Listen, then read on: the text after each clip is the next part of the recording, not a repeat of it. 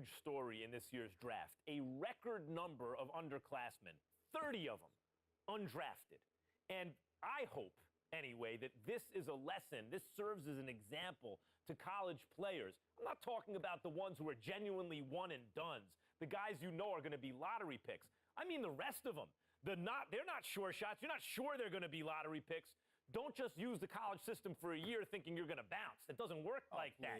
If you don't have the talent, it doesn't work. You got to be cultivated in the system. Please. There you go again with your blanket generalizations. You know how you are, oh, Max, the woe is me, oh, my Lord. I can't take it. I just can't take it. It's a case-by-case basis. You can't just blanketly decide this should not be one and dones or this should be one and dones. You got to go on a case-by-case basis. Some dudes deserve to be one and dones.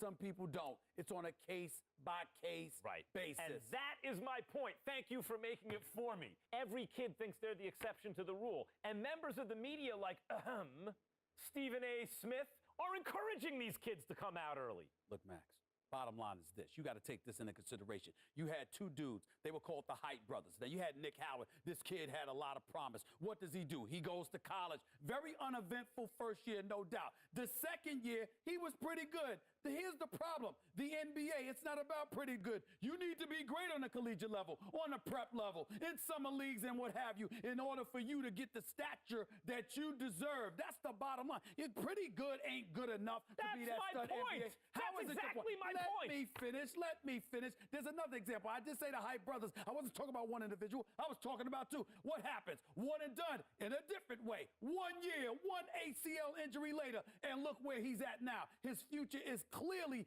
uncertain. So you got to take advantage of that opportunity because you never know when an injury is going to cost you everything. Stephen A., listen to yourself. Let's listen to yourself for a second. You give one argument for why a kid should come out early, a one-and-done situation. I can give you 30 arguments this morning alone why they should stay in school. And now you have to wonder what a kid like Nick Howard, who has given up his college eligibility, does next. What does he do next? First of all, don't sweat the technique. The argument, or one argument, as long as it's strong enough, that's all that matters. That's number one. Number two, the Height brothers was something special. What they really need to do. I'm going to tell you what they need to do, Max. They need to get back to playing together. My sources are telling me the ACL injury has been completely healed. So go on a pro-am circuit. Go in summer leagues. Do what you got to do to get back on the court together to remind everybody of what you once were. Because once you pull that off, the sky's the limit.